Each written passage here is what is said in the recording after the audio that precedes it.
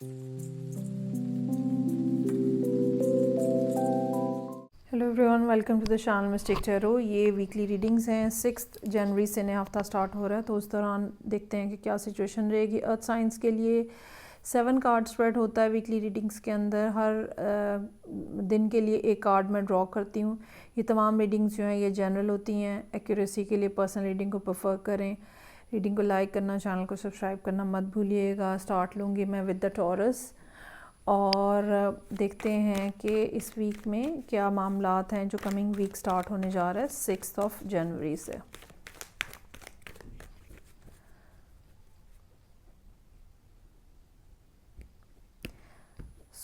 Monday का card जो है वो एस ऑफ पेंटिकल्स का कार्ड है। टॉरस लोगों के लिए बहुत अच्छा टाइम पीरियड चल रहा है। जुपिटर की मौजूदगी टॉरस राइजिंग लोगों के लिए बहुत ही ज़्यादा बेनिफिट लेकर आई है इस साल में। और ये टाइम ड्यूरेशन जो है अभी कुछ टाइम आगे तक अभी चलेगी, तकरीबन अप्रैल तक। इट ऑल डिपेंड्स कि अगर आप टॉरस राइजिंग हैं तो आप कहाँ पे आपकी जायचे के जो डिग्रीज़ हैं या इंपॉर्टेंट प्लैनेट्स जो हैं वो कहाँ पे हैं, किन डिग्रीज़ के अंदर हैं। लेकिन एस ऑफ पेंटिकल्स की मौजूदगी बहरहाल ये कंफर्म कर रही है कि जुपिटर जो है वो आपको फाइनेंशियल बेनिफिट्स या अपॉर्चुनिटीज़ जो है वो आपकी लाइफ में लेके आ रहा है। अच्छा जी, अब एस ऑफ पेंटिकल्स तो आपको मंडे को रिसीव हुआ है, लेकिन ऐसा महसूस होता है कि कुछ और भी अपॉर्चुनिटीज़ हैं, कुछ और भी चीज़ें हैं जो ज़िंदगी के अंदर बहुत अहम हैं। और आप शायद थोड़ा कंफ्यूज हों ट्यूसडे वाले दिन के किसको टाइम देना है, किसके ऊपर ज़्यादा एफर्ट करनी है, किस चीज़ को पहले करना है। और ये भी हो सकता है कि आप इस अपॉर्चुनिटी के हवाले से कंफ्यूज हों कि क्या ये इतनी वायबल है कि मुझे अपना टाइम इसके ऊपर इन्वेस्ट करना चाहिए। 2 ऑफ वॉन्ड्स का कार्ड है। वेडनेसडे का दिन जो है डिसीजन के हवाले से इम्पॉर्टेंट होगा। ये बात डेफिनेट है कि आपका अपना जो दिल है ना वो किसी एक ऑप्शन के ऊपर बहुत ज़्यादा है, लेकिन उसको एग्जीक्यूट कैसे करना है, क्या चीज़ें चाहिए हैं, या वो कितना ज़्यादा बेनिफिशियल रहेगा। तो जैसे इंसान फोर्सी करने की कोशिश कर रहा होता है, वेडनेसडे का दिन जो है वो ऐसा नज़र आ रहा है। ये कोई काम इंटरनेशनल लेवल के ऊपर हो सकता है, जैसे आपने अपने मुल्क से बाहर किसी के साथ काम करना है। ये भी हो सकता है कि कोई ट्रैवलिंग के हवाले से कोई सिलसिला हो जिसके बारे में ये मामला हो। तो बहरहाल कुछ ना कुछ ऐसा ज़रूर है जो कि बेनिफिशियल है। नाइट ऑफ वॉन्ड्स है, ये कोई और पर्सन हो सकता है जो कि आपकी लाइफ में मौजूद है। ऐसा महसूस हो रहा है कि जैसे ये पर्सन जो है आपके लिए एक व्हीकल का काम कर रहा है, एक वेसल का काम कर रहा है, और आपकी जो एनर्जी है उसको आगे बढ़ाने में, क्योंकि जो टॉरस है वो अर्थ साइन है, ठीक है, और इतनी मोबिलिटी नहीं है जितनी यहाँ पे हमारे पास नाइट ऑफ वॉन्ड्स जो कि सजिटेरियस का साइन है वहाँ पे है।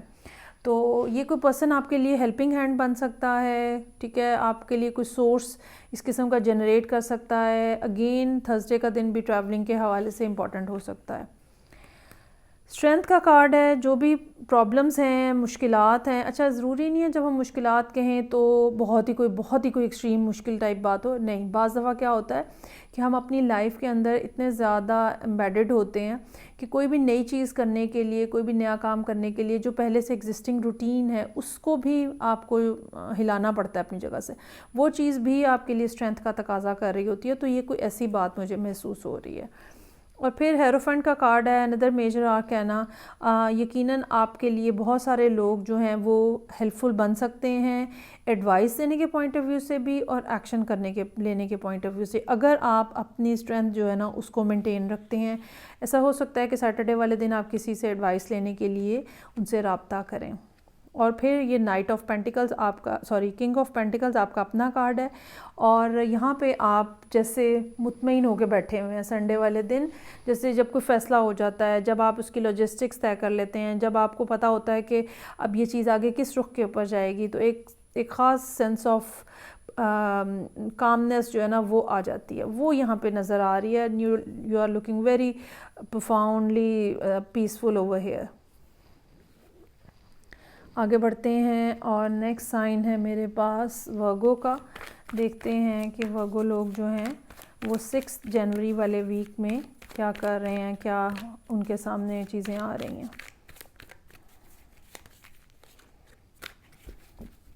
रीडिंग को लाइक करना, चैनल को सब्सक्राइब करना मत भूलिएगा। सो मंडे का कार्ड पहला जो है वो मेरे पास 4 ऑफ पेंटिकल्स का कार्ड है। ऐसा हो सकता है कि या तो आप अपने आप को बड़ा अकेला महसूस कर रहे हैं, या किसी को बहुत ज़्यादा मिस कर रहे हैं, या पैसों के हवाले से कुछ तंगी महसूस कर रहे हैं। तो इंसान जैसे ना अपने आप को ब्लॉक कर लेता है, थोड़ा सा रोक लेता है, चीज़ों के जो नेसेसरी एक्सपेंडिचर है वो करते हो। इसी तरह अगर आप किसी को मिस कर रहे हो या कुछ इस किस्म की फीलिंग्स हैं तो अगेन आपने कम्युनिकेशन रोकी हुई है।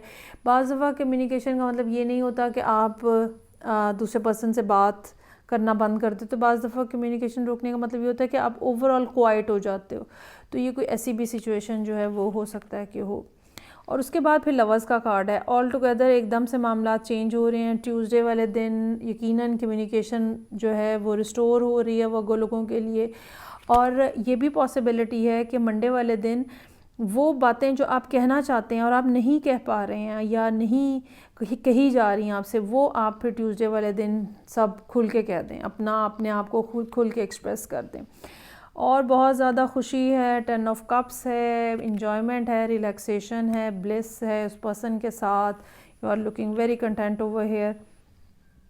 उसके बाद फिर एकदम से पता नहीं फिर 9 ऑफ सोर्ड्स आ गया।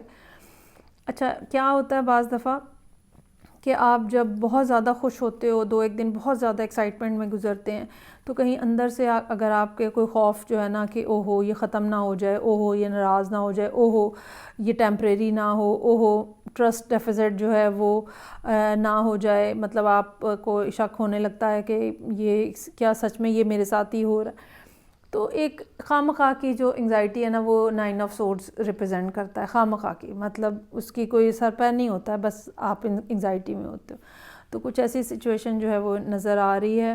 कारमा का कार्ड है। बाज़ दफ़ा हमें यकीन नहीं आता कि हम इतने खुशकिस्मत कैसे हो जाते हैं या इतने खुशकिस्मत कैसे हैं। तो कारमा का कार्ड हमें ये बता रहा है कि ये सब कुछ जो आपको दिया जा रहा है ये आपने अर्न किया है। इसके लिए प्रॉब्लम्स आपने पहले फेस की हुई हैं, डिफ़िकल्टीज़, हर्डल्स पहले ही आपने देखी हुई हैं। तो अब ज़िंदगी में आपका हैप्पी टाइम है और ये आपको एक प्राइज़ के तौर पे मिल रहा है।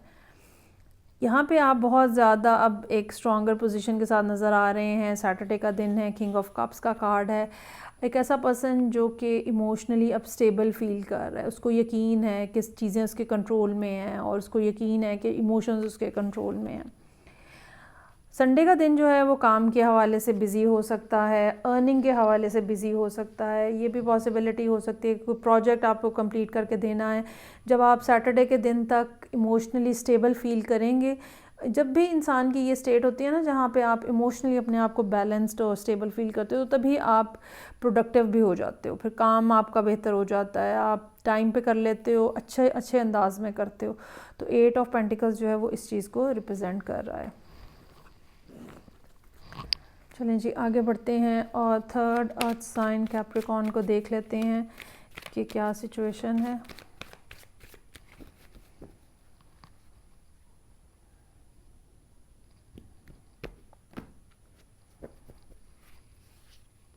मंडे का कार्ड जो है वो किंग ऑफ वॉन्ड्स का कार्ड है। एक ख़ास तरह का इंथुजियाज्म नज़र आ रहा है। कुछ आप एक्ट करना चाह रहे हैं, कुछ परफॉर्म करना चाह रहे हैं, अपने आप को एक एक्शन के अंदर देखना चाह रहे हैं। सो अगर कोई मामला पिछले कुछ अरसे से रुका हुआ है या डिले हुआ है तो मंडे का दिन ऐसा हो सकता है जहाँ पे आप तेज़ी से चीज़ों को कंप्लीट कर सकें। एस ऑफ पेंटिकल्स का कार्ड है। नई अपॉर्चुनिटीज़ हैं। ट्यूसडे का दिन बेहतरीन।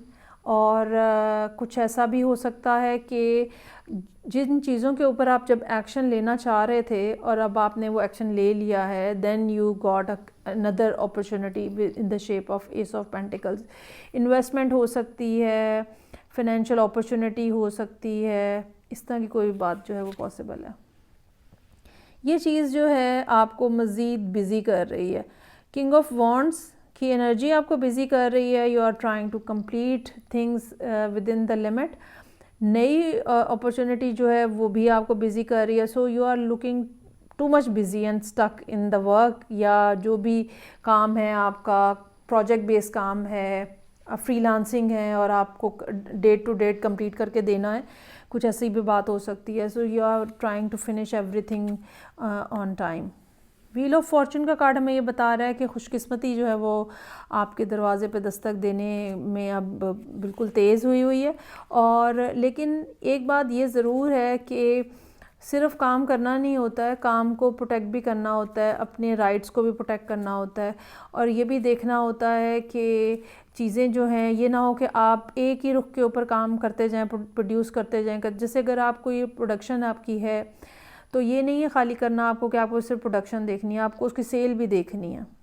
तो व्हील ऑफ फॉर्चून का कार्ड हमें ये बता रहा है कि चीज़ें आपके फेवर में चल रही हैं, लेकिन आपको सारे एस्पेक्ट्स को, पूरे 360 डिग्री के एस्पेक्ट को कवर करने की ज़रूरत होगी। 7 ऑफ सोर्ड्स का कार्ड जो है थोड़ी स्नीकी टाइप की एनर्जी है। ऐसा हो सकता है कि आपको कुछ सर्टन लोगों के ऊपर शुबह है, शक है, तो फिर आपको, अगर ऐसा है, अगर आपको कुछ डाउट्स हैं तो आपको उनको खुफिया तौर पे ऑब्ज़र्व करने की ज़रूरत होगी। हो सकता है कि कोई ना कोई बात ऐसी हो जो कि पहले आपको पता नहीं है और वो फिर सामने आ जाए। इस हवाले से कुछ और भी डिसीजंस हो सकते हैं जो कि सैटरडे वाले दिन आपको करने पड़ें, और आप अपने लिए कुछ अलहदा से लाइन जो है वो डिसाइड करने की कोशिश करें कि क्या करना है और क्या नहीं करना। और फिर पेज ऑफ वॉन्ड्स का, नाइट ऑफ वॉन्ड्स का कार्ड है। दो कार्ड्स हैं जो कि पर्सनैलिटी को होल्ड किए हुए हैं और दोनों वॉन्ड्स के कार्ड हैं। आप बहुत ज़्यादा एक फायरी किस्म की एनर्जी के अंदर नज़र आ रहे हैं जहाँ पे कोई चीज़ आपको रोक नहीं सकती है, और आपने जो बात डिसाइड की हुई है यू विल अचीव दैट। और चाहे इस टाइम के ऊपर आप कैप्रिकॉन हैं, मून या राइजिंग या सन, लेकिन जो एनर्जी है ना वो आपके अंदर इस टाइम पे फायर साइन की एनर्जी है। आपने बस डिसाइड किया हुआ है कि ये चीज़ या ये काम या ये प्रोजेक्ट या ये लाइन जो है मुझे अचीव करनी है, और वो आप करके रहेंगे, वेरी डिटर्मिन्ड। सो ये थी रीडिंग जो कि अर्थ साइंस के लिए थी। फीडबैक का मुझे इंतज़ार रहेगा। मैं आपसे नेक्स्ट रीडिंग से आप फिर मिलूँगी। अपना ख्याल रखिएगा। खुदा हाफिज़।